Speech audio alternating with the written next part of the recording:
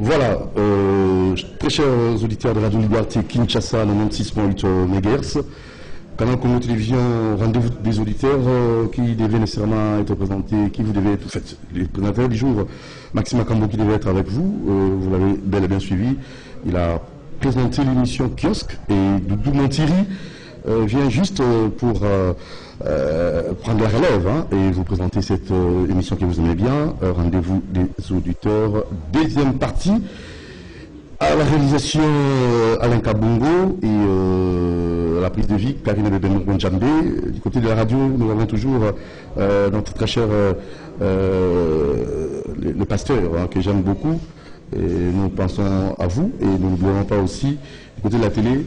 Nous avons notre très cher Fiston Atunga. Alors, nous allons poursuivre avec la deuxième partie, le même sujet, avec nos invités qui sont toujours là. Donc, il y a Rodrigue Ramaza, c'est ça, non? Très bien. Et Ramazani, donc, il est avec nous, porte-parole adjoint en vol. Et Archip Ntala, coordonnateur Génération du Changement, les deux invités. Sont là et nous allons poursuivre avec le même sujet. N'a pas dit ils ont rendez-vous des auditeurs, on a évité trop barrage en ndenge makambo bandaki, likambo ya mesure au bakonzi bazwaki, donc 48 heures, il faut nécessairement étudiant nyonso ba longwa les guerres qui se maba longwa na homme pour na batika homme ba mekako salape identification ba étudiant ou en ordre pour être abanda autant azungila que là, c'est la cour à l'université. Et seulement, il y a un problème. Eux, bazali, bafanda la musique, étrangers surtout, na mesure où, bakozanga ici ka kofanda. Alors, pour éviter, est-ce que tozali ko tendre vers une année blanche? Est-ce que mesure où bakonzi bazwa qui est opportune et tokolinga penza ko yoka inviter na biso ba ko bana makanisi na bango et en même temps, toko rappeler le numéro plus 243 82 33 33 749 plus 243 82 33 33 749. Voilà, rendez-vous des auditeurs. Voilà, c'est parti.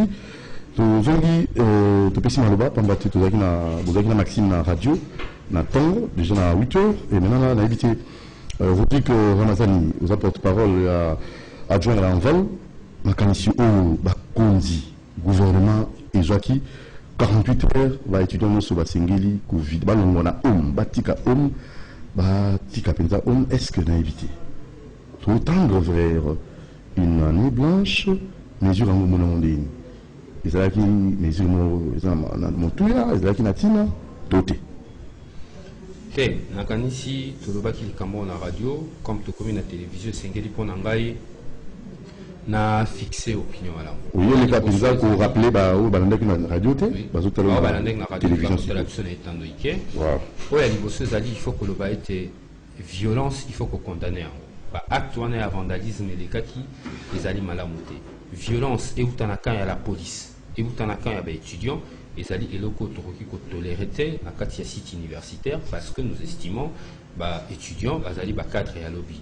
Mais tout ce qu'on n'a pas policier, la professionnel, nous nécessitons de le réclamer suffisamment. Nous avons encouragé la violence, nous n'avons jamais d'accord. On a une partie en vol et l'on a la partie honorable, c'est ça qui a encouragé la violence à ta mon côté.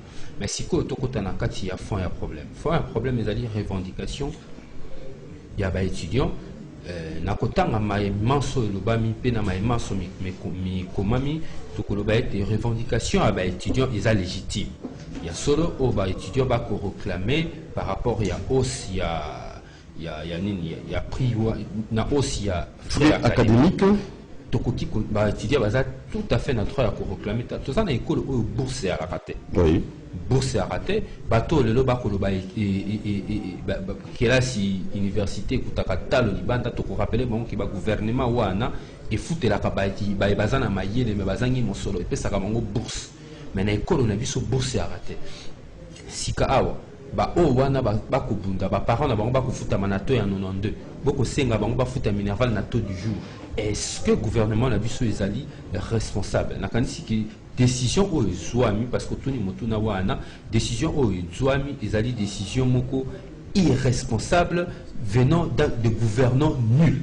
Ben, il y a un policier qui a la manifestation des étudiants perdre en vie humaine, en fait, mon koufi. Alors, on a pu les comme bélo, comment voter? Bien qu'il y ait des étudiants,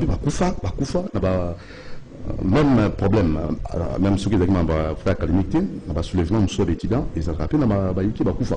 Mais c'est le policier koufi. Il y a un lobby en bandeli, n'a pas qui condimate. Policier koufa, dans le cadre de la manifestation, il faut la pacifique. Tout étudiant koufa dans massage dans le cadre d'activité single manifestation il faut la pacifique na condamner ba acte de violence condamner ba acte de vandalisme na d'accord na yangote biso parti en vol to koki kondime tamboleli wana te mais sika est-ce que le gouvernement n'a pas mi kan oya dû a pessi solution à problème ya ba étudiant parce que problème au ba ko soulever revendication na bango za légitime mais ça tout à fait normal na ko senga makambo ya logement te ezali makambo ya makambo ya étudiant ezali makambo ya moto ya frère académique et non pas ya logement na bango ya talo ya minerval sika bongo mi logement et longo na to ya nono sika awa ekomini sika awa gouvernement faut identifier gouvernement a eu ba mesure ya ko bengana ba étudiant nyoso na kati ya ezali mesure oyo ngai na koloba ezali mesure moko responsable venant de gouvernants nuls. Ponangai, Ponasukisa, Ponangai, et Sengeli était Yambo de gouvernement soit décision wana, et Sengeli nae Yariboso a ça la préalable, à identifier, non, identification ni ko ça la sika. Et Sengela qui a ça la ngo di boso, a yé babana ni bazana kati ya site simanango a zoba mesure, ya ko zoba o ba uti libanda ba o bazana ba botia na Kinshasa te bazana adresse te, alu ke sika ya ko tia bango, awa benga di bana basi na om, bana basi na balali na kanisi mikolomi balé na balabala. Est-ce qu'il y a eu des conséquences au Ekokikoya na sima? Ba étudiants bazali banda bazang disika ko vana na insécurité au ekorené na kati ya ville à Kinshasa encore que les mêmes gouvernements sont incapables ya ko sécuriser population naie donc bana wana misusu bako subir ba sort ya bakuluna aspect wana gouvernement azwaki ngonga ya kotala yango te ya ngonga ina lobi décision à gouvernement ezali une décision irresponsable à préférer kopona nzela ya facilité ndeto lobi et sengeli na bango ba se recadrer pour ba yeba lolengeli ni kotambola mboka insécurité na beni taux de changer komata mais finalement tout comme tout na gouvernement eli na mboko actualité. Archip Tala, coordonnateur génération du changement en Kanzino. Oui, merci beaucoup. Na bandi était tout le bel séjour na première partie de l'émission. En tout cas, violence d'abord site universitaire, il y a site mon côté réservé pour la violence. Alors dès lors que violence est salémie dans le cadre il y a site universitaire.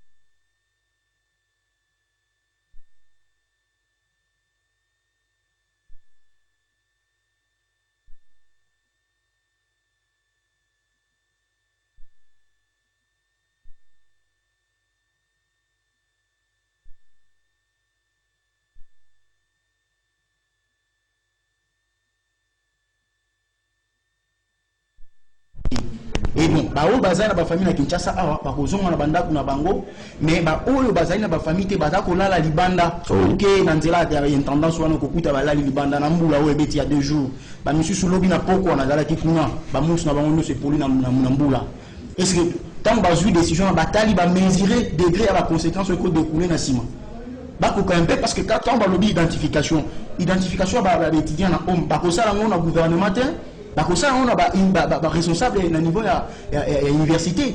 D'où, je me dis, ceux qui gouvernement et comme il a été comment recensement identifier les étudiants. Donc, dans le moment où tout ça, c'est que comme membre du comité de gestion c'est irresponsable vis-à-vis de la responsabilité, ça confié dans Bango. Donc, d'où, dans le moment où le comité actuel de la gestion à Nikit, il faut à la démissionnaire, de même aussi que décision ministre et répondre à la revendication des étudiants, ministre payé moko, il faut à la démissionnaire, le gouvernement est responsable. Donc ce qui est moko sur le plan moral, et qu'on dit qu'on le bénit de l'autre côté, d'où le Premier ministre a beaucoup poussé la démission parce que décision ensuite est enfoncée situation, ça n'a rien réglé comme situation. Le fait qu'il y a qu'on suspendre la cour, est-ce qu'ils ont tenu compte du calendrier académique et qu'ils ont une influence totale? Alors, tout ça qu'on s'est dirigé dans tout le temps de l'année blancheté. On a des comme tout n'a pas de côté, beaucoup de journalistes, beaucoup de eu décision. Parce que décision est déterminée des délais euro, mais il n'y a pas de guerre, puis délai euro identification et que ça les décision et l'objet et puis c'est précision de mon côté. Donc, bien les journalistes, beaucoup de côté, ceux qui mécanisme ils ont dit que notre une année blanche et pourquoi faut que une année blanche parce que maintenant va revendiquer os il y a frais académique Tony et puis dès lors qu'ils vont sur la décision qu'on faire plaire quand il y a un montant en frais académiques à publier 170 000 francs sans pourtant tenir annexé par frais connexes à qui consacre une année. Et aujourd'hui, il devrait quand même assumer la communication à ça qui lobby. Le fait assumer que à Luka de guerre pire étudiants. En tout cas, je dirais que à mes compatriotes étudiants à Nikin, va continuer toujours la lutte parce que au bango babo bunda lelo ils allaient pour la bangoté. Quand vous allez baba continuer la lutte, vous allez aussi dans la bangoté. Lutte ils allaient revendiquer. Nous allons revendiquer le parce que les fonctionnaires à l'État ont foutu à Manato à 92. Il y a aussi l'étudiant au Azali moi un fonctionnaire à foutu à frais académiques Nato à 170. Tout ce que vous allez contredire, dis-nous mon coup. Donc, on va continuer pour revendiquer de manière à ce que ceux qui vont foutre de façon pacifique. Oui, je l'ai dit quand tout à l'heure, tout au début, dans le lobby, on était manifesté dans la Nénimoko ya Kimia. Il y a qui le Liboso, policier à Koufaki. Liboso, policier à Koufaki. Je vous dis aussi que l'infraction en Mboka, j'ai dit individuelle. Donc la police, il faut ça dans le pour déterminer qui sont les vrais acteurs, qui policiers. Il y a possibilité que la police est ça dans de façon que va déterminer frontière de tout et puis la justice ça Archip Ntala, notamment un message de la Komaki, la communication très rapidement. Bonjour nos amis, c'est Armel Alobiboye. En ce qui concerne le problème des étudiants de l'UNIKIN, savez-vous qu'à cette université, il y a des gens qui n'ont jamais été étudiants, mais ils résident depuis plus de 15 ans ou 20 ans, voire même. Dans chaque règle, il ne manque jamais d'exception. Cela étant, la décision est salutaire, mais sauf qu'il faut examiner les cas des étudiants qui n'ont pas de parents ici à Kinshasa. Donc, il faut identifier les infiltrés. Message on a habité réaction à eux. D'abord, Archip Ntala. Il y a Armel a bien une décision sanitaire alors qu'ils ont salutaire parce que dans ce cas, tant qu'il y a ne peut pas traiter en cas par cas.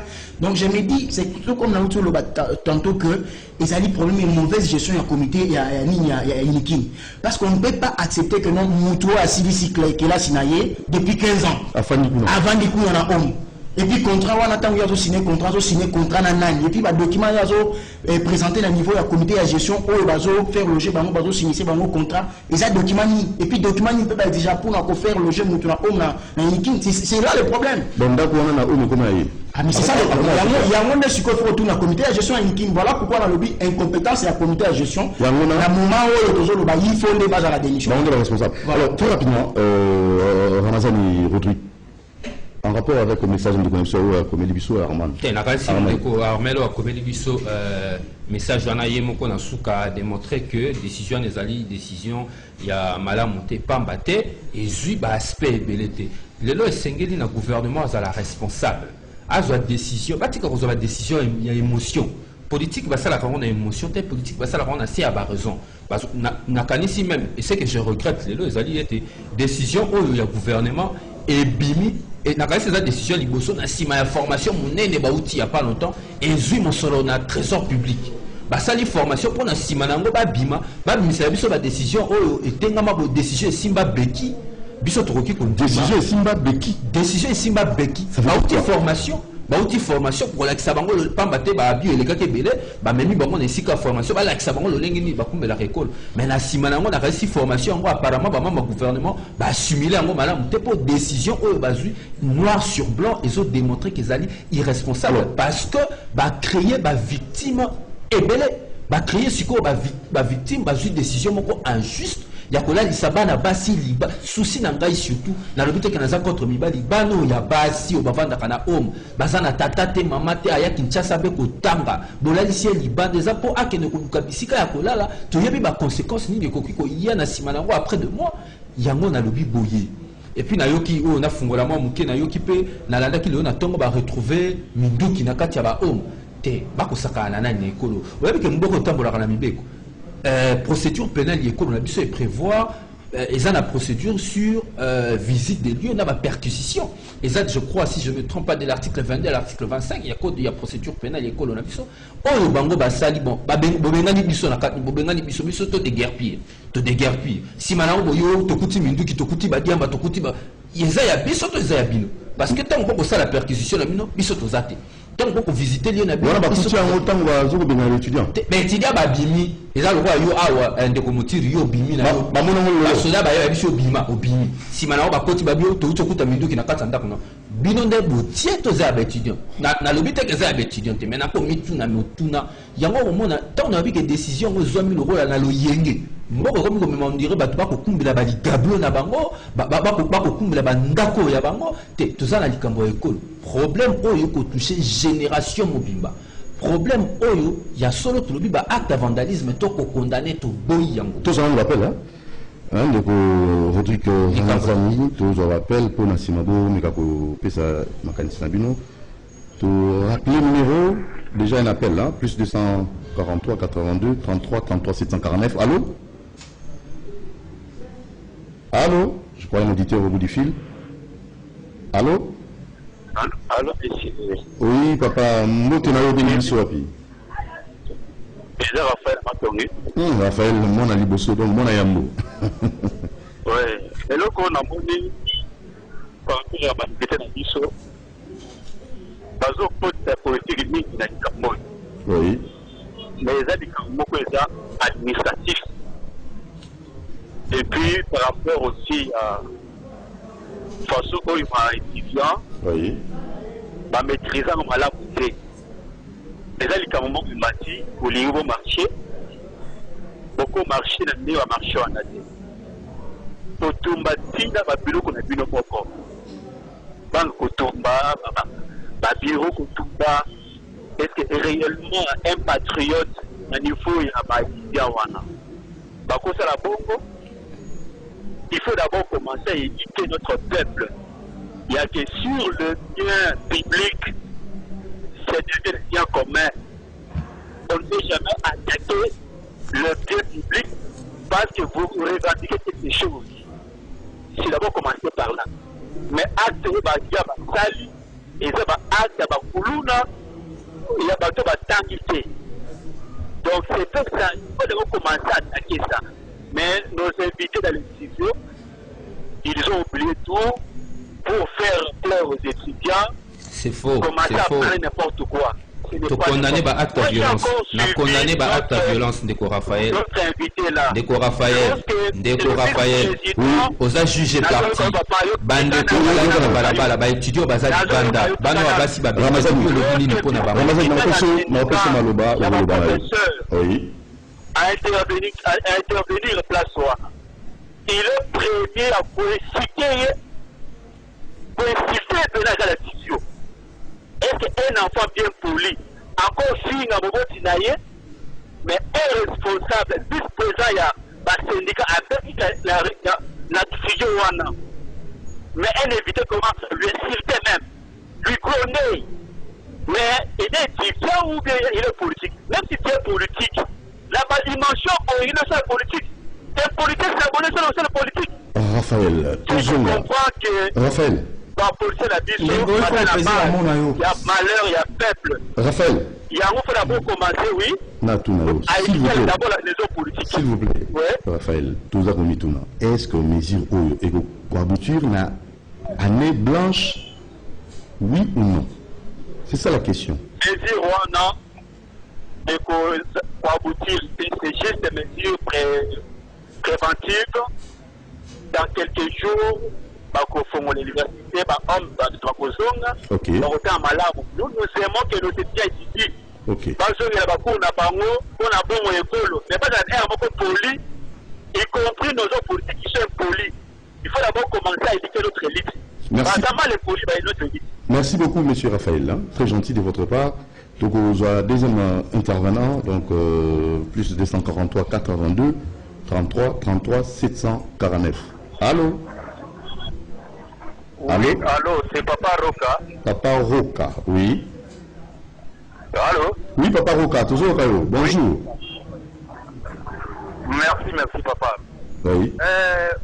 Vous allez rappeler ce que vous invitez Badou, vous invitez pas tendance Mibali. Il faut inviter quand la Mouka, Baona Bango, Nani, Debeza Kouta. Mais problème est ça, oui. Oui, la Mouka est Mangambo. Ah, la Mouka est ça. Mais papa, Atayo Moko, ici, ils ont infiltré, ils ont belé. Si tu as une place où on a infiltré, ils ont belé. Au moins, ils ont salir salir ils ont mis basala quand même contrôle basala quête aux affaires étudiants à pas besoin na bango il y a des problèmes année blanche parfois le on a besoin une semaine besoin na bango comment nous voulons une chose de son contraire papa il fallait pas procéder na mesure wana bato bino bolobeo bazana batute tango balongwa kisika balongwa ki bakiti na Kinshasa bakita ke pana bakita ki sheba na ba famille na bango uza basu ba mbala moko jamais kolonga tsaka wana ayebi na Kinshasa te azwa transit na campus wana sana dans la compagnie pas moto non ça oyo ça réseau ya lukuta bazana ba famille na bango ba yeba ezana basusu bayaka mbala moko papa bazana ba famille na bango bakina na ba famille na bango wana une semaine après ça basali contrôle pas kosonga. Merci. Alors tous appelle M. Salen Kabungu. Allô? Allô? Oui, Mbote papa. Natongo. Le bon moment, casse toujours comme madame T.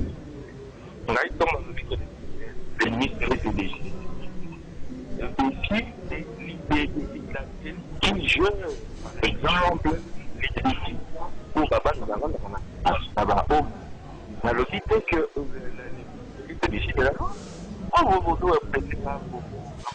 papa, je bien ceux qui m'ont déporté, lui fait intervenir pour montrer qu'on lui a dit afin de résoudre un problème où la douane et cellule n'avaient pas pu résoudre. Ensuite, c'est là. Pour la Tanzanie, à part. Les nationaux, les Tanzaniens payent 1 000 $ à la deuxième université là-bas. À l'université c'est vraiment la première université là-bas qui paye plus cher. Pour le fonctionnaire, il y a Tanzaniens, il y a la bazar, la bien payé. Et on vous a dit que tous les fonctionnaires tanzaniens envoient une élève à l'université. L'université, on n'envoie pas tout le monde. Si vous voyez tout le monde est n'importe qui, on aura même des voyous, même dans l'université. Je ne dis pas. Les niveaux même, il y a un ils en utilisent. En plus de ça, à cause il y a des freins aux amis. Vous savez les conséquences qu'il y a là-bas au niveau investissement. Il y a des assistants où on va travailler à ils ne sont pas pris ils ne sont pas motivés, ils continuent à ils n'encadrent pas bien les étudiants. Et maintenant, au niveau de la formation, les étudiants vont avoir. Au niveau BC, prix il y a Minerva. Pour qu'il y ait des conséquences, est-ce que vous voyez un peu là? C'est ça. Quand les étudiants passent dans le cas du Abao, c'est alors que les infiltrés en profitent pour créer des autres lorsque les étudiants programment des manifestations, mais lorsque les étudiants ne sont pas là, au home, même si on passe dans la programme de manifestation, personne n'est pas pour pour mettre des niveaux. Donc, solution, c'est une mesure où il ne fallait pas qu'il y avait quand même, quand il est quand même espéré, où il y avait des désordres, il a fallu quand même qu'on prenne pour bien faire les choses maintenant. Pourquoi on a eu il y a même une raison valable dans laquelle on doit encourager. Okay. En plus de ça, pourquoi vous pouvez intervenir avant Gaïa? C'est la vérité. Mais on est au système, c'est pas possible, non? Ils vont payer les frais. Les gens pour les payer les frais, ils vont pas habiter. Parce que pour avoir les contrats, il faut avoir payé les frais académiques. En plus de cela, on va estimer que les étrangers payent plus cher qu'ici au Congo. Ils ont vu ça où? moi aussi, j'avais des amis étrangers. Là où que les étrangers payent. Combien d'abord tu peux y mettre dans ces temps? Ok. On a fixé les frais pour les étrangers à combien? Qui donne l'information? Qui nous donne cette information? Très bien. Moi, c'est pas cette information. Alors. Même la merci. Voilà, alors merci. So, Bengi Bissou, vous avez Nathan Moulaïté, donc vous avez un esprit à débat, de fait, la question de Touni, mesure comme dit Bazui, pour sur soi, en fait, que c'est mon habitude, nous sommes dans la bande, pour nous avoir et Papa, oui. bonjour. Bonjour. Oui, na Bengi Bissou, na Telemba, ou na Matambu. On a ngai. Mesure comme dit Bazui. Décision, on a un ministre et ça, madame. Parce que tout ça, on a l'étranger, on a eu le papier. O bandeko mususu bakoya kufana ba famille na bango izana patu o bazana ba famille awa jabla na matadi azana province Songolo alors akufana watu a étranger comme angolais ba batanga ka aba kufana donc je ne trouve pas bon que qui donne un ministre ici et ça malade. Je vous remercie. Alors, tu rappelles le numéro plus 243 82 33 33 749.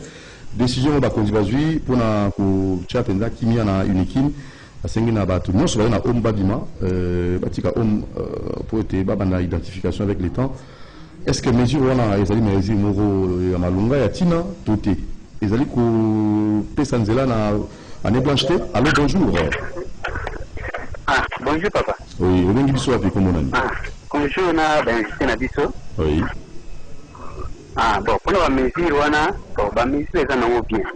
Mais façon de faire la chose la mesure.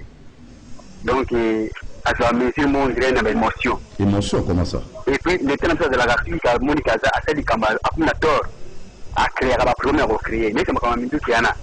Au bas, comme à Keba, mon a fait le Moussala, alors, on va créer, on va créer, on va créer, oui. Ben, si tu vas à la funa, tu vas à la funa, on va faire une question. Est-ce que mon a pas plus connu sur la tête? Mais question est na biso. Oui. Muto akeye panganga. Koluka bonheur. Na ba mbali na pesa munga condition. Ya mibale. Mama oyo ake kobala. Eke bana bakumi kofinga mubali ya mama wana. Mama ya malamu akosala nini? Ona okeviti ba problème nyoto wana.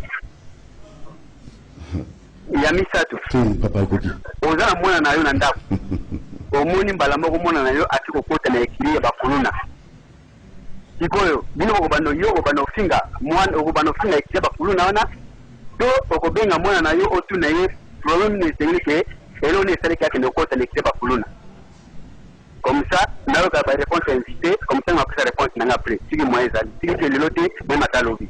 Merci. Voilà, merci beaucoup. Alors, tous nos réactions à Benfica Nabiso, Raphaël à Bengaki Biso et aussi Roca et Papa Nabiso et ma CCBD BD. Invité Ramazani Rodrigue, d'abord réaction à eux, Papa Nabiso Baki, Raphaël Asimaki, respect avec ses étudiants, respect à bien public et aussi, j'attends pour faire ça éducation, je sais pas. Et mon mesure, on a les salutaires, il y a ces pays dans la mesure, on a.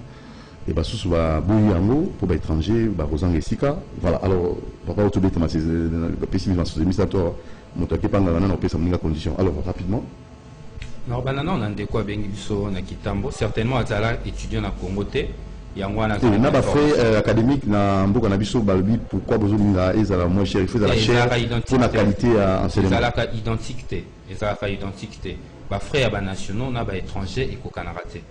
En tout cas, ce qui est étudiant en compétence, tant à l'Ibanda, il y a à comprendre revendication avec étudiants. Biso ba etotanga awa na ekolo to ebi pasi ya mboka o to ebi pasi ya kotanga na mboka o to ebi makamuni ntokolo ba yelo kola tanga l'Ibanda bénéficiant na ba bourse peut-être ya l'Ibanda to éviter avec tout le respect que je lui dois.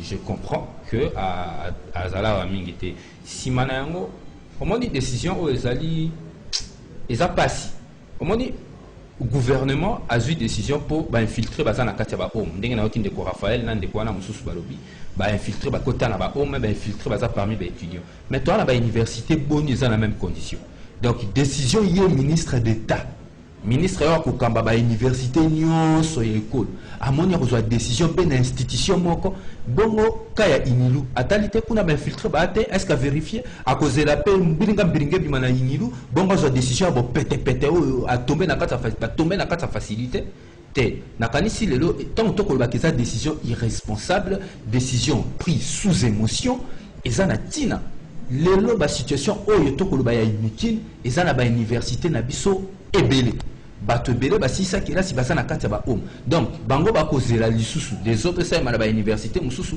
po bazo ba mesure conservatoire te nakanisi to lobi boy kozwa mesure wana eza likambo mais il fallait kozwa yango avec responsabilité, ça veut dire au préalable il fallait procéder d'abord par l'identification. Otali nanu qui est étudiant qui n'est pas étudiant siko bango so babimi libanda ndako tikali polele boko identifier banani boko benga bango boya na téléphone moko bakomi ko ya bakokoma bango na mukanda bakokoma bango na liste on dirait to ko sala maseki or to ko gérer ba bombo ya batebele ndenga na lobi boy ndena lobi boy ko ebisa bandeko nyonso ba intervenir na sens ya koloba ete décision des sanitaires et salutaire à ta moquette c'est une décision prise avec irresponsabilité par des gouvernements nuls. Ntala, ou un lundi d'appel réactionnel. D'abord, il n'y a pas Ndeko Raphaël. Ndeko Raphaël, quand tu appelles dans le téléphone, dans l'émission Boye, émission Ebele, il faut qu'il y ait des propos nous obtenir. Parce que quand tu parles, il y a insulte. Quand on recadre quelqu'un qui s'est dit, même vice-président, il y a syndicat, je ne sais pas ce qu'il y a, il y a tant pis, ce qu'il y a, professeur, qui au préalable reconnaît n'avoir pas kosala musana bango na lolenge sengeli tant ba qualifier il y a incompétence parce qu'il y a moko à dévoiler yango ils ont insulté ça c'est de deux.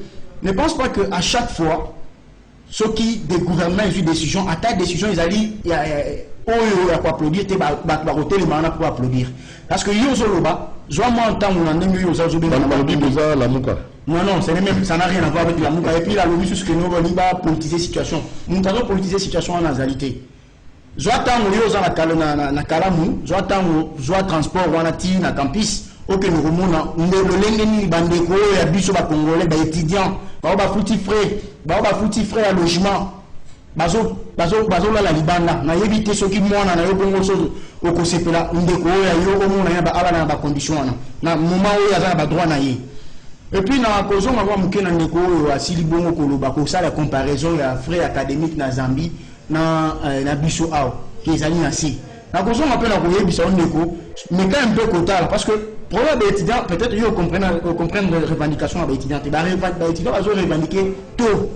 Tout na bango bazo futa ba fonctionnaire na 92 ba fonctionnaire ba étudiant wana soit ba titera ba étudiant wana bazo futa bango na to ya 92 et puis au sein na bango ba futa frais na to ya 17 voilà problème ba étudiant yango wana c'est $100 ça 92 francs et pas ba fonctionnaire mais si vous passez vous futa na 170 000 francs 10 mois mbongo ya soki ya $100 ou $300 dans l'État et qu'il y a Zumbo on a pour frère académique comment on fait un franc et qu'il y a Zumbo on a franc on a il faut battre 300 il faut battre ça nous soucie nous en tant que fonctionnaire aux Olango Wapindeko les revendications avec des années place one donc barre réguler tôt il y a paiement à frais c'est ça la revendication la vraie cause il y a tous les est-ce qu'on ne peut pas résoudre ces problèmes mais c'est au niveau on lui place Yakoluka échappatoire. Mais et là qu'on a le lobby avant le début de l'émission les alliés en lieu et place il y a qu'on soit décision pour faire des guerres des étudiants.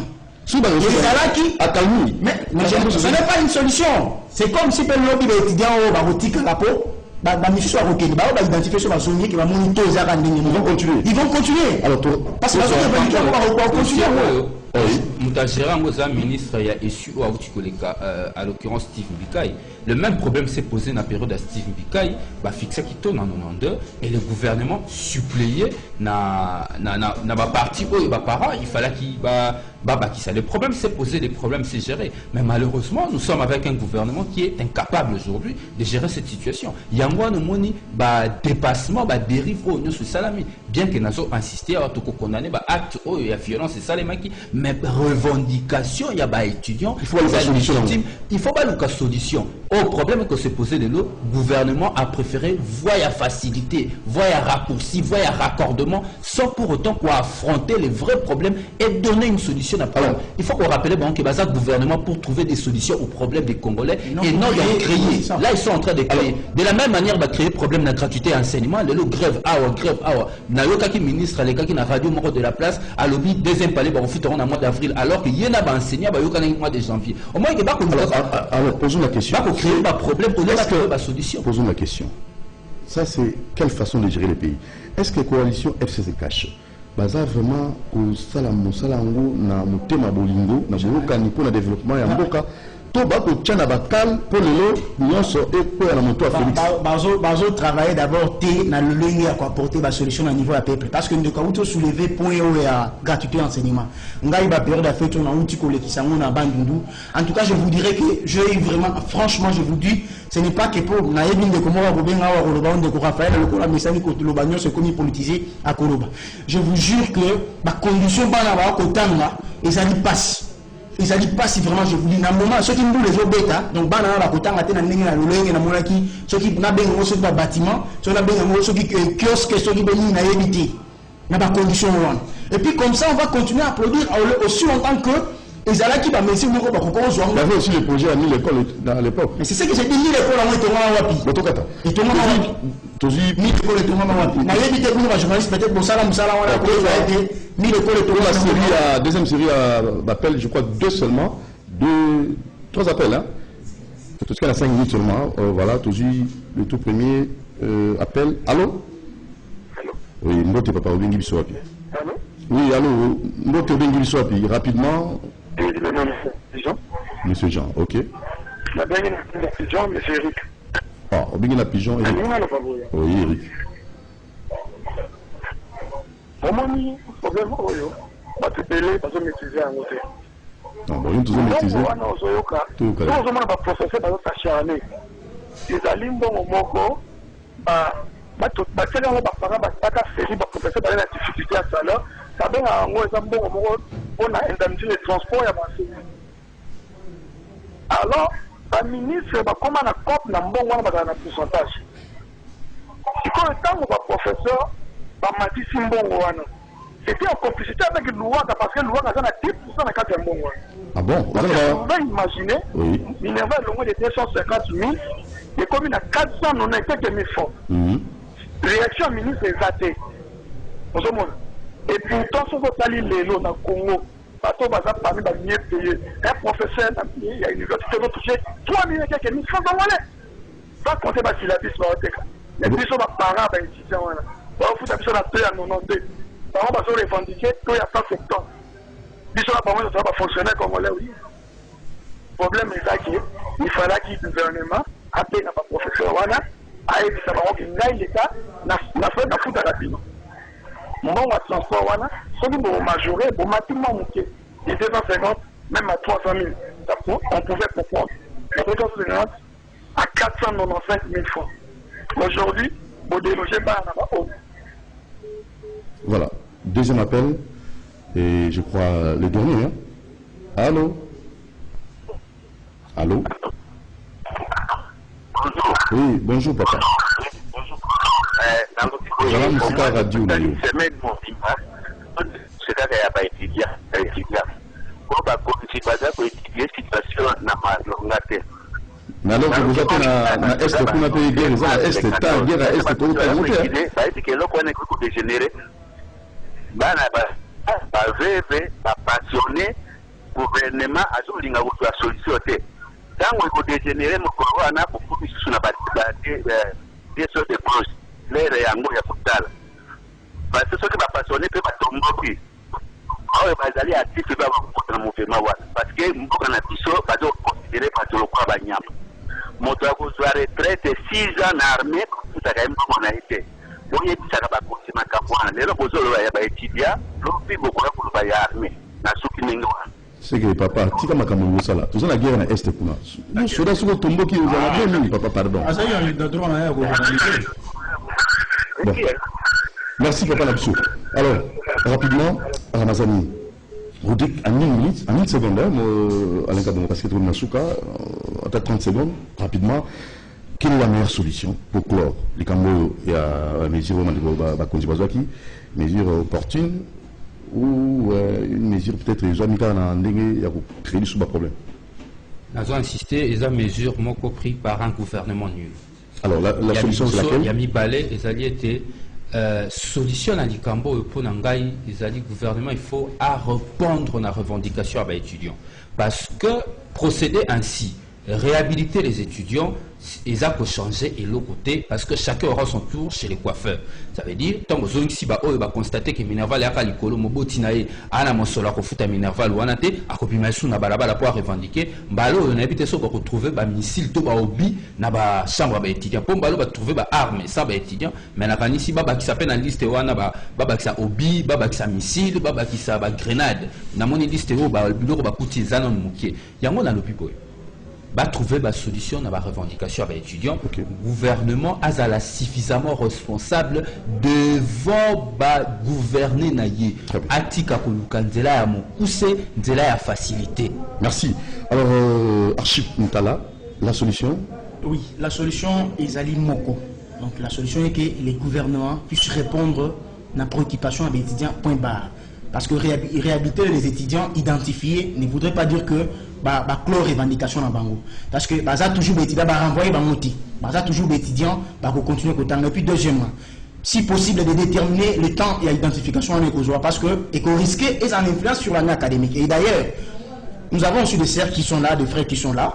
L'année passée, qui va défendre la deuxième session, na Sikolo, na faculté à anglais informatique, na Sikolo, la deuxième session l'année passée va défendre, la première session l'année pour défendre. Et puis dès lors que les étudiants pour Binsabango na site universitaire pour bloquer l'activité, je me demande quand est-ce que va pouvoir défendre et puis quand est-ce que va oser là tina nambulani et puis à souko na aussi na bande konanga des étudiants va continuer toujours parce que combat bazo mener le lo ya koluka ko kitisa to ya dollar ya frais académiques ils allaient pour na bango pas maté ils allaient pour na génération ba koya sima na bango ils combat moko nga personnellement na sima na bango mais ils a de manière pacifique. OK, alors nous avons une solution à nous les assigniques ceux qui salaire ils ont permettre moto kolia ils ont permettre moto ko sala mama kamike mike salaire minimum on a payé na bato baso makambo kozalati donc fonctionnaire au soya militaire au soya journaliste va au bango le moto la moto nesi kana sur le salaire asinigi et pour permettre na moto ai ba ko vivre